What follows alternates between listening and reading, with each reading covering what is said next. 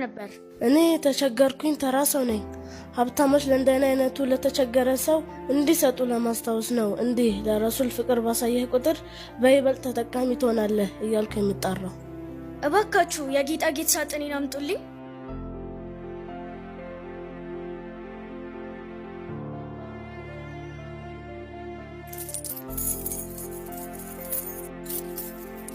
መልሱት።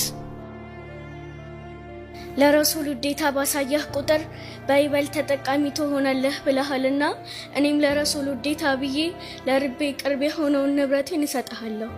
ይኸው ዘውዴን ውሰድ። ወይኔ አላህ ምስጋና ላንተ ይሁን ክብርት ልዕልት።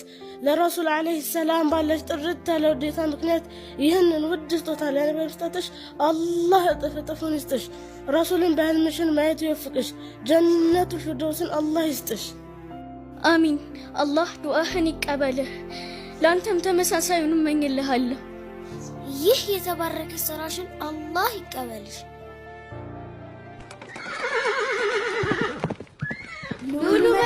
ሉሉ መጣ።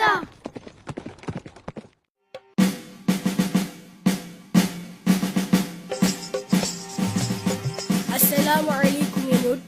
ወአለይኩም ሰላም ውዴ። ቀንሽ እንዴት ነበር? በጣም ደስ የሚል የተባረከ ቀን ነበር። መጀመሪያ የሰፈሩ ልጆች ተሰብስበው ወደ ቤተ መንግስቱ በመምጣት ነሺዳ አደረጉ። በጣም ደስ የሚል ነገር። ከዛም የቀኑ መጨረሻ ላይ አንድ ድሃ በጣም ልብ የሚነካ አባባል እያለ ነበርና ያለውም ነገር በጣም ልብ ነካው። ምን ቢል ነው እንዲህ ልብሽ ውስጥ ሰርጎ የገባው? ለረሱል ውዴታ ባሳየህ ቁጥር በይበልጥ ተጠቃሚ ትሆናለህ የሚለውን ንግግር እየደጋገመ ነበር። የዛኔ ወደ ቤተ መንግስቱ አስጠርቼው ከሁሉም ነገር በላይ የምወደውን ንብረቴን ሰጠሁት። ኧረ ምን ሰጠሽው? ዘውዴን። ዘውዱን ሰጠሽው? እንዴት ዘውዱን ትሰጪዋለሽ? ይህ ዘውድ እኮ አባቴ እናቴን ሲያገባት የሰጣት ስጦታ እኮ ነው። ይህ ዘውድ ከወርስም አልፎ ለእኔ ቅርስ ነው። ወድጄስ ብሰጥሽ ለባዳ አሳልፈሽ ትሰጪዋለሽ? እዚህ ከተማ ጋሉት ጌጣጌጦች ሁሉ በጣም ውድ እኮ ነው። ከፊቴ ጥፊ። አይሆንም፣ እባክህን ከቤቴ ውጪ። ላይሽ አልፈልግም። መሄጃ የለኝም። እባክህ ማረኝ። እንዴት እንደዚህ ታድርጊኛለሽ?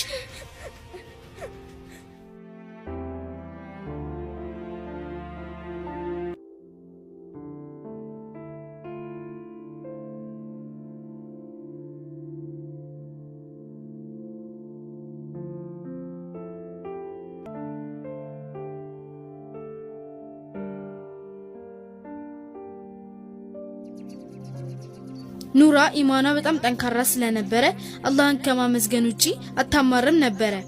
በዚህ ሁኔታ እያለች አንድ ነጋዴ ያያታል። ሁኔታዋ ስላሳዘነው በንግዱ እንድታገዘው ይጠይቃታል። እሷም ስራ ያስፈልጋት ስለነበረ በአንድ እሺ አለች።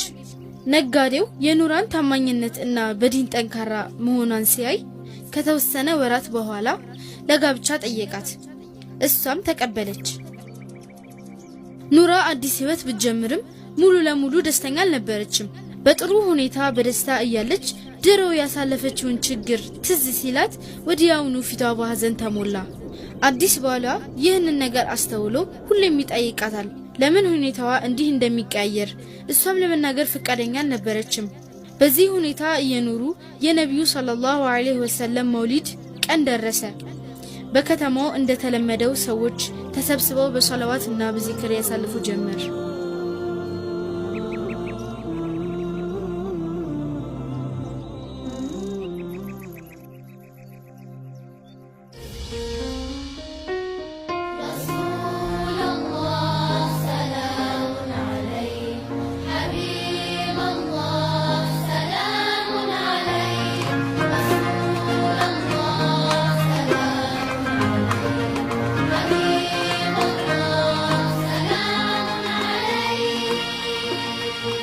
ረሱላህ ገና ሳይመቱ ወደዚች ምድር ያንቱ ሙጂዛ ይታይ ጀመር።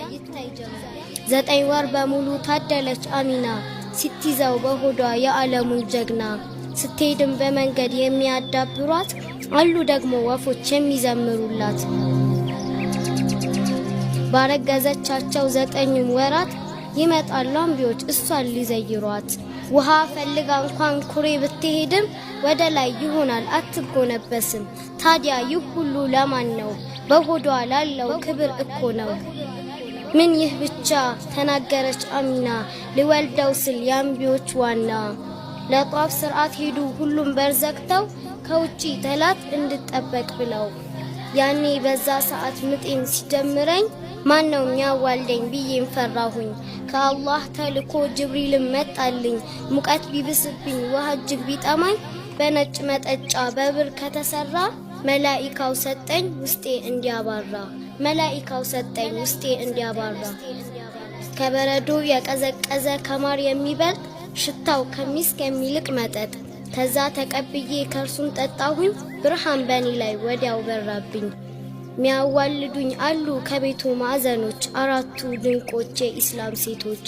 ግዙፍ ነጭ በራሪ ወደኔ ሲደርስ ይዞ በክንፎቹ ሆዴን በመዳሰስ እንዲህ ብሎ አለ፣ አንተ የአላህ ነቢይ ሆይ ውረድ፣ አንተ የጌታህ ተወዳጅ ሆይ ውረድ፣ አንተ የጌታህ ተወዳጅ ሆይ ውረድ።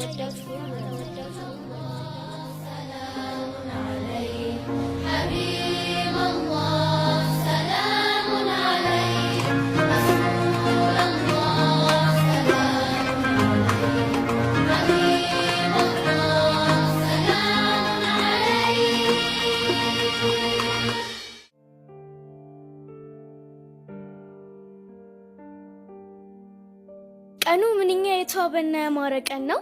እንዲህ አዋቂውም ህፃኑም በህብረት ረሱልን ሰለላሁ ዐለይሂ ወሰለም እያወደሱ መውሊድን እያከበሩ ነው። መውሊድ ሲሆን ልዩ ደስታ ይሰማኛል። ጌታን ባሳየህ ቁጥር ይበልጥ ተጠቃሚ ትሆናለህ። ለረሱሉ ጌታን ባሳየህ ምንድነው የምሰማው? ህልም ላይ ነኝ እንዴ? ከዚህ በፊት መውሊድ ላይ እሰማ የነበረውን ንግግር ደግሜ መስማቴ አሁን አይገርምም? ውዱ ባለቤቴ ለረሱል ያለህ ውዴታ ከሁሉም ነገር እንደሚበልጥ አውቃለሁ። ስለዚህ እባክህን ለዚህ ሰውዬ ካለህ ከምትወደው ውድ ነገር ስጠው። አዎ ከረሱል ዐለይሂ ሰላም የሚበልጥብኝ የለም። የእሳቸው መንገድ ለመከተል ብዬ ካለኝ ውድ ነገር እሰጠዋለሁ። ግን ይህንን የምሰጠው እስከ ዛሬ የደበቅሽኝን ምስጢር የምትነግሪኝ ከሆነ ነው። አንዳንድ ጊዜ በጣም ደስተኛ ሆነሽ ሳለ ደግሞ ድንገት ተከፍተሽ የምታለቅሽበትን ምክንያት ማወቅ እፈልጋለሁ። ከዕለታት በአንድ ቀን አንዲት ልዕልት አንድ ደሃ ሰውዬ ለረሱል ውዴታ ባሳየህ ቁጥር በይበልጥ ተጠቃሚ ትሆናለህ እያለ ሲጣራ ትሰማለች። እሷም ረሱልን በጣም ትወድ ስለነበር ያላትን ውድ ዕቃ ለድሃው ሰጠችው። ግን ባለቤቷ ለረሱል ውዴታ ብላ ያደረገችውን ተግባር ከማበረታታት ይልቅ ከቤተ መንግስቱ አባረራት። እሷም በጣም ተፈተነች። የምትበላው ምግብ አልነበራትም። አንድ ቀን ተጨንቃ ያለቀሰች እንቅልፍ ወሰዳት። በህልሟም ረሱልን አየች። ረሱልን ለእሳቸው ባላት ጥልቅ ፍቅርና ለድሃው ያላትን ውድ ነገር በመስጠቷ ምክንያት በጀነት ትልቅ ደረጃን እንዳገኘችም ነገሯት፣ አጽናኗት። ከእንቅልፏ ስትነሳ በጣም ደስተኛ ነበረች። ምክንያቱም ለረሱል ውዴታ ብላ ያደረገችው ነገር እጥፍ ድርብ ሆኖ ስለተመለሰላት። አላሁ አክበር፣ አላሁ አክበር። እውነትም አላህ ለሰራሽው ስራ ክሶሻል። ረሱልን በጣም ስለምትወጂ እጥፍ ድርብ አድርጎ ክሶሻል። ያ ሰው እኔ እኮ ነኝ ዘውዱን የሰጠሽ።